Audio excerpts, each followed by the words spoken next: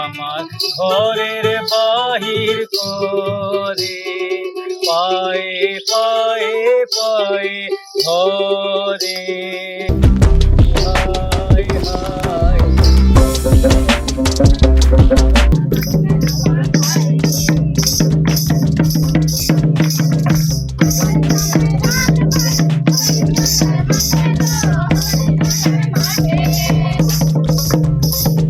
বাহির করে পায়ে পায়ে পায়ে ঘরে হায় হায় রে। এই কদিন ধরে আপনারা এইখানে একটা বক্স দেখছিলেন, আজকে বক্সটা নেই, তার বদলে ফোনটা হাতে আছে। Vivo V23e। সবাই বলে ভিভোর ফোন নাকি স্পেশাল হয় ক্যামেরার জন্য, এবং ভিভো V23e এই ফোনটা টেস্ট করার জন্য আমি বেছে নিয়েছি। তার কারণ এটা একদম খুব দামি ফোনও নয়, একদম সস্তা ফোনও নয়, একটা মাঝামাঝি রেঞ্জের ফোন।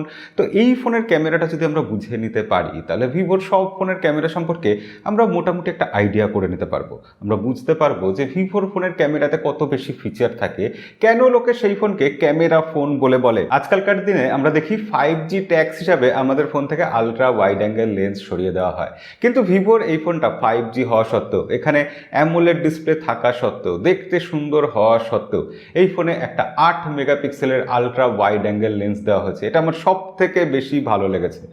দ্বিতীয়ত, এই ফোনে ব্যাকসাইডে রয়েছে প্রাইমারি মেগাপিক্সেলের 50 মেগাপিক্সেল ক্যামেরা আর একটা ছেলে মানুষ 2 মেগাপিক্সেলের ম্যাক্রো লেন্স, আর ফ্রন্টে রয়েছে একটা 44 মেগাপিক্সেল ক্যামেরা। এই 44 মেগাপিক্সেল ক্যামেরাটাও খুব ইন্টারেস্টিং ব্যাপার। 44 মেগাপিক্সেলে কেমন সেলফি ওঠে, কেমন ফটো হয়, কেমন ভিডিও হয়, আজকের ভিডিওতে আমরা ক্রমশ দেখি। তবে তার জন্য আমাদের প্রথমেই আউটডোরে যেতে হবে। আউটডোরে গিয়ে আমরা ব্যাক ক্যামেরা দিয়ে একটা ভিডিও স্যাম্পল দেখি যে কেমন স্টেবিলিটি দিচ্ছে, ডাইনামিক রেঞ্জ কেমন ভালো ম্যানেজ করছে, অর্থাৎ চড়া সূর্যের আলোয় আমরা পরীক্ষা করব সব কিছু কালো হয়ে যাচ্ছে কিনা এবং ব্যাক সাইডের সব কিছু সাদা করে দিচ্ছে কিনা। এই ব্যাপারটা, এই দুটোর মধ্যে ব্যালেন্স রাখতে পারছে কিনা, এটা দেখবো আমরা ভিডিওতে। তাহলে চলুন আমরা সরাসরি আউটডোরে যাই। এই মুহূর্তে ভিভো V23e ব্যাক সাইডের ক্যামেরা দিয়ে 50 মেগাপিক্সেল ক্যামেরা দিয়ে আমরা ভিডিও রেকর্ড করছি। সূর্য আমার মাথার উপর আছে, যদিও আমি ছায়ার মধ্যে আছি, কিন্তু এখানে 1080p 60 fps যেহেতু ভিডিও রেকর্ড হচ্ছে, আপনারা বুঝতেই পারছেন এখানে 4K তে ভিডিও রেকর্ড হয় না, এবং এখানে আলট্রা যে স্টেবিল মোডটা রয়েছে, আলট্রা স্টেবিলাইজেশন, সেটা কিন্তু অন করা নেই। সেটাও অন করে দেখাবো সেখানে কতটা স্টেবিলাইজেশন দিচ্ছে। আপাতত আমরা এখন দেখি কতটা স্টেবিলিটি দিচ্ছে। একটু জোরে যাই, একটু ছুটে যাই, তাহলে আপনারা বুঝতে পারবেন। তো এই হলো নর্মাল মোডে নর্মাল স্টেবিলাইজেশন দিয়ে ভিডিও রেকর্ডিং। কিন্তু আমরা যখন আলট্রা স্টেবিলাইজেশন মোড অন করছি তখন কতটা স্টেবিলিটি দিচ্ছে, কি সুবিধা হচ্ছে অসুবিধা হচ্ছে, সেটাও একবার দেখে নিয়ে আসুন।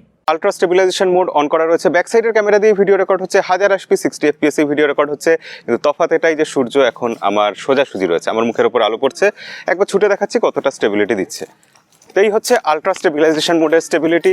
আপনারা তফাৎ আশা করি বুঝতে পারছেন স্ট্যান্ডার্ড মোড আর আলট্রা স্টেবিলাইজেশন মোডের। অনেকটাই স্টেবিলিটি দিচ্ছে, বেশ ভালোই আউটপুট আসছে। সাইডে সামান্য জিটার দেখতে পাচ্ছি, তবে হ্যাঁ সেটা তো হবেই, যখন আমরা ছোটাছুটি করছি এটা হওয়াটাই স্বাভাবিক।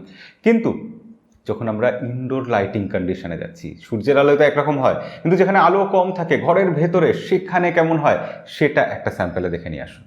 এই মুহূর্তে ইনডোর লাইট কন্ডিশনে, অর্থাৎ ঘরের ভেতরে ভিভো V23e ফ্রন্ট ক্যামেরা দিয়ে ভিডিও রেকর্ড করছি আমরা।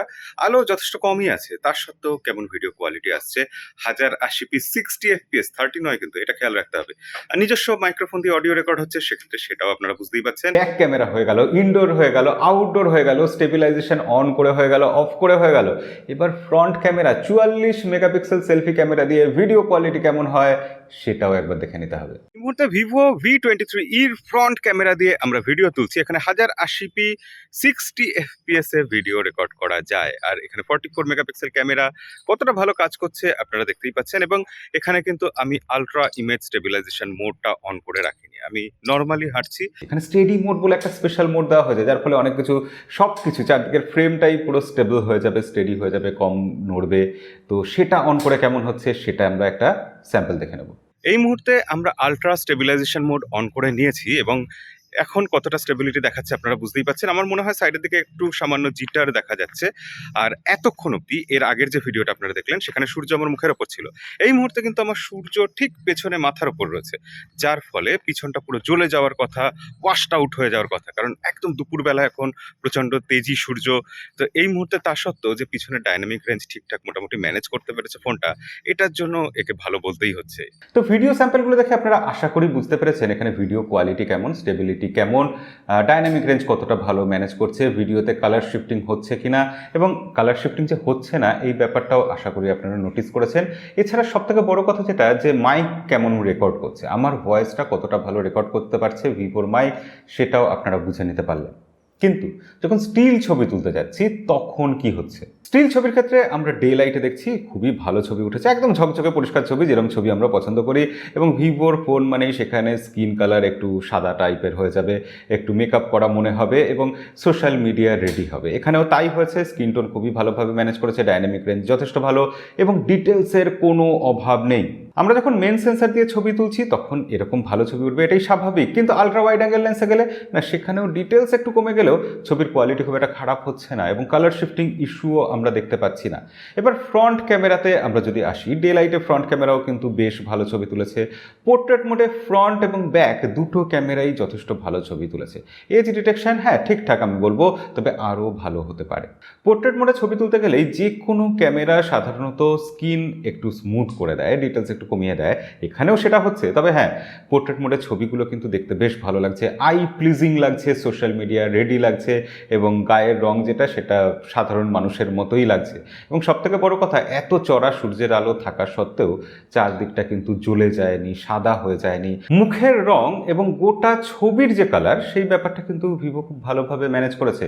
অর্থাৎ এই ক্যামেরাটা আমি ডে লাইটে যখন ছবি তুলবো, সূর্যের আলো যতই বেশি থাকুক আমাদেরকে হতাশ করবে না, এটুকু ভরসা করা যাচ্ছে। কিন্তু ম্যাক্রো লেন্সের ক্ষেত্রে আমি বলবো 2 মেগাপিক্সেল ম্যাক্রো লেন্স দিয়ে ছবি তোলার থেকে আমরা নর্মাল লেন্সে ছবি তুলে সেটাকে ক্রপ করে নিলে সেটা আরও বেশি বেটার হবে। তবু ম্যাক্রো লেন্স আছে, এটা না থাকার থেকে তো ভালো বটেই। রাত্রিবেলা আমরা যখন ছবি তুলতে যাচ্ছি, রাত্রিবেলা ছবি তুলতে গেলে যেখানে পুরোপুরি অন্ধকার, সেখানে কিন্তু সেলফি ক্যামেরার ক্ষেত্রেও আমরা দেখছি যথেষ্ট উজ্জ্বল ছবি দিচ্ছে, যেটা আমার মুখের ডিটেলসগুলো অন্তত কিছুটা হলেও দেখাতে পারছে এবং নয়েজ তুলনামূলক কম আছে রাত্রিবেলা যখন আমরা ছবি তুলছি বা ভিডিও তুলছি। তো নাইট ফটোগ্রাফির ক্ষেত্রে এই ক্যামেরা কিন্তু আমাদের হতাশ করেনি এবং এখানে যে নাইট মোড আছে সেটাতেও আমরা ভালোই আউটপুট পেয়েছি।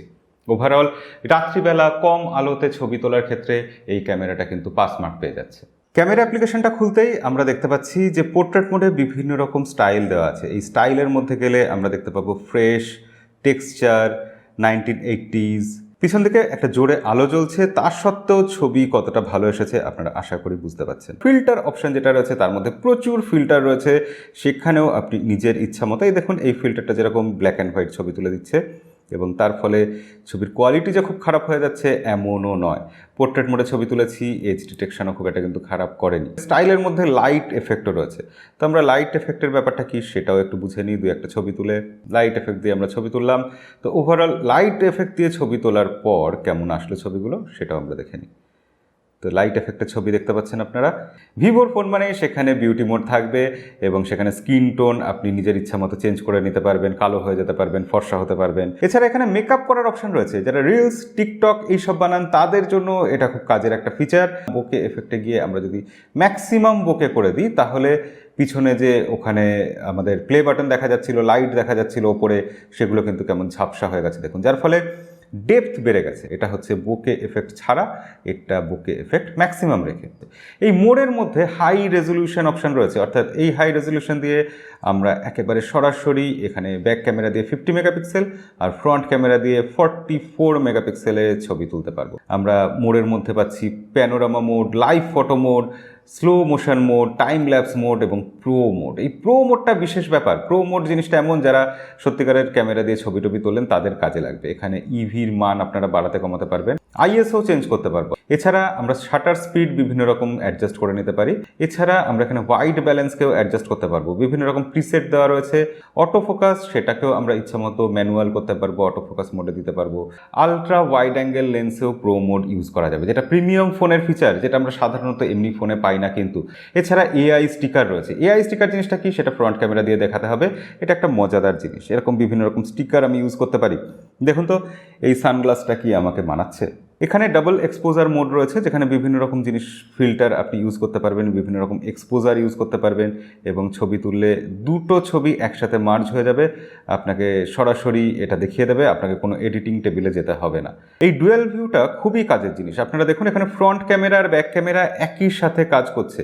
এই যে ব্যাক ক্যামেরাতে ছবিটা আমরা হার্ট শেপের মধ্যে দেখতে পাচ্ছি, এটা হার্ট শেপের বদলে সার্কেলের মধ্যেও দেখতে পারি, এটা স্কোয়ারের মধ্যেও দেখতে পারি, এটা বিভিন্নভাবে দেখতে পাই। এছাড়া আমরা দুটো ক্যামেরাকে এইভাবে শিফট করে নিতে পারি, চেঞ্জ করে নিতে পারি। আপনারা দেখুন এখানে ডুয়েল ভিউতে যেরকম দুটো ফ্রেম ছিল তার বদলে ফ্রেমটা আমরা অর্ধেক করে নিলাম। এটা ইচ্ছা মতো ফ্রেমটাকে আমরা বাড়িয়ে নিতে পারবো। ভিডিওর মধ্যেও আপনি ফিল্টার ইউজ করতে পারবেন বিভিন্ন রকমভাবে। এছাড়া ভিডিওর মধ্যে আপনি নানা রকমভাবে বিউটি মোডকে ইউজ করতে পারবেন। তো এই ছিল ভিভো V23eর ক্যামেরা সেটআপ। আপনারা এই ভিডিওটা দেখলে আশা করি বুঝতে পারবেন যে ভিভোর ফোনের জন্য, ভিভোর ক্যামেরা অ্যাপ্লিকেশনের জন্য কেন বিভিন্ন লোক তার ফ্যান হয়ে যায়। প্রচুর ফিচার থাকে, প্রচুর ফিল্টার থাকে এবং সব কিছু রেডি করা থাকে। আপনাকে এডিটিং টেবিলে যেতে হবে না, পরিশ্রম করতে হবে না, খাটতে হবে না এবং ওভারঅল ছবির কোয়ালিটিও কিন্তু খারাপ নয়। এবং ভিডিওর ক্ষেত্রেও আমরা দেখতে পেলাম বেশ কিছু স্যাম্পল নিয়ে যে মোটামুটি ভিভো কিন্তু ভালোই ক্যামেরা প্রোভাইড করে। তো এই ছিল ভিভো V23eর ক্যামেরা সেটআপ। কেমন লাগলো আজকে ক্যামেরা রিভিউ অবশ্যই কমেন্টে লিখে জানাবেন। আর ভিডিও ভালো লাগলে লাইক করে দেবেন। দেখা হবে পরের কোনো ভিডিওতে। আজকের মতো বিদায়।